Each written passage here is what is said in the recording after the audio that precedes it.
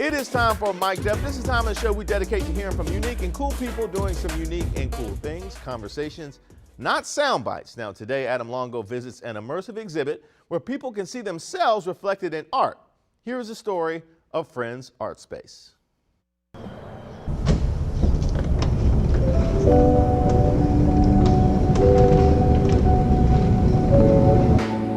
The first thing I think of is probably the color and the light and just kind of how everything harmonizes.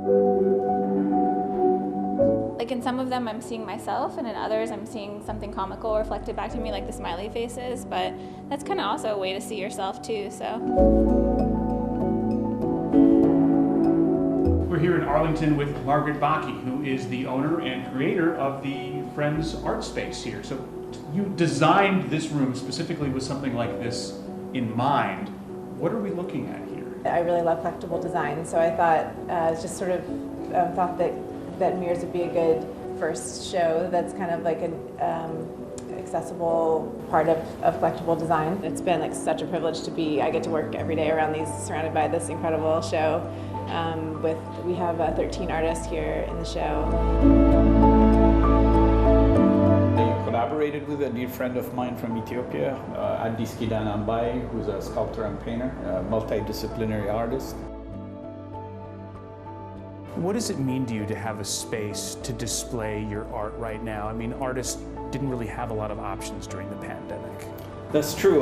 What I find very unique about this gallery is one, what Margaret is bringing to the DC area is what is considered in our trade collectible design.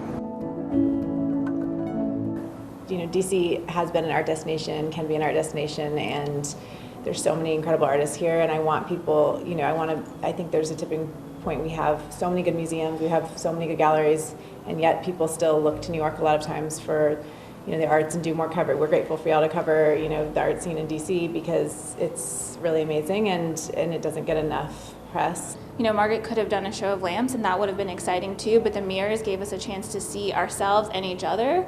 So you were like experiencing the piece on a couple different levels.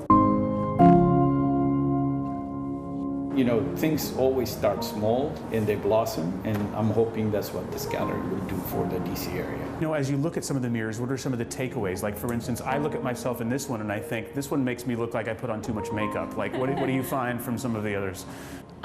Sometimes whimsy, sometimes kind of like feels a little bit more serious.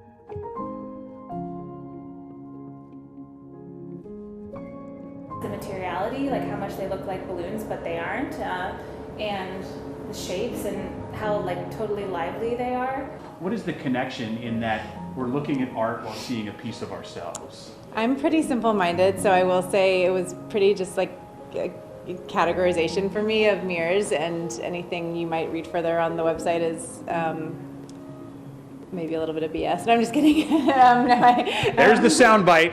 We got it. We're good. How do you look when you see your reflection in that mirror?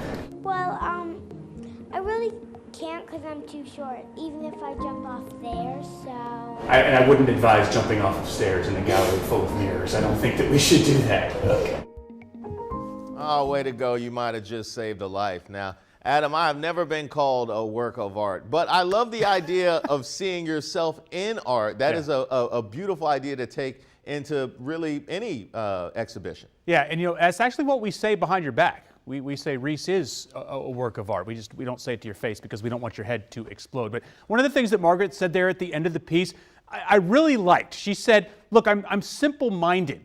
And to me, her telling me that and saying a lot of the description of the art on the website is BS and just sort of laughing it off, to me that took all of the pretension right out of art. It's almost like we're trained to think that art has to be expressed with these elaborate adjectives and we've got to go so in depth about it.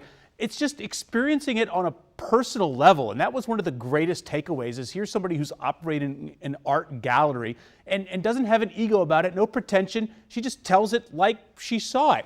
But it is really a great time to reflect on ourselves, you know, entering the third year of COVID, so of course this was very appropriate with mirror art, and it's almost like you can hold up a lens and a mirror to the DC art scene, and what do we see? We're engulfed by the shadow of the New York City art scene. Right? So DC is trying to become its own entity in the art scene. Collectible design, you heard Margaret talk about it. That's just where everyday objects like mirrors become art. This was the first gallery that she had, 13 artists on display. It's over now. It wrapped up in December. But starting this Saturday, check this out, and running through mid-March, Margaret and Friends Art Space is hosting an exhibit titled Earth, Mother, Bloom. And here's one of the pieces to be displayed by Baltimore-based artist Josie Corona. Now, you're going to want to email the gallery. Visits are by appointment only. I got the email address. More about Corona. It's up right now at WSA9.com, and it's going to be on my Twitter page here in just a couple minutes. That is very cool. Collectible design. The movie American Beauty agrees with that decision. That's right. Now, listen, if you want to reach out to me, stories like this, we're following the art scene. We're at least trying to. You're not seeing a lot of that on local news right now. We're all about it. Get down with me. You can email me, alongo@wsa9.com, or find me there on any of the social media platforms. Just ignore TikTok, because I just saw a message you sent to me from mid-January, so it's not going too well. Get his talks up.